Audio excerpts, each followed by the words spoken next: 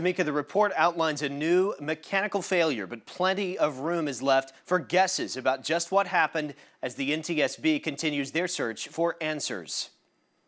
11 days after a deadly plane crash that killed 6 people, a glimpse into a tragic moment.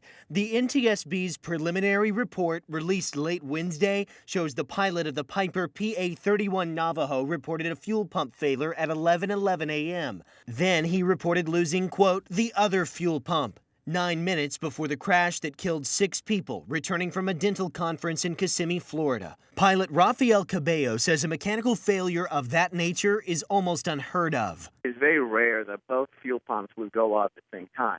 Each engine is independent from the other. I just don't know if they had a lot of issues in the air with wind or something happened. With full fuel tanks, the pilot requested a diversion to the Tuscaloosa Regional Airport on his way to Mississippi before crashing about 1,600 feet short of the runway. The plane, manufactured in 1984, its last annual safety check was in November of 2015. According to onboard flight logs recovered in the crash, the pilot had logged nearly 50 hours of flight time in the aircraft. Flying an airplane is about making decisions from the time you shut down that door to the time you start the engines and you take off. When things go wrong, even the best pilots will have a tough time putting all that together. The question of why and exactly what killed 6 people in a deadly plane crash, perhaps partially answered by a preliminary NTSB report, subject to change.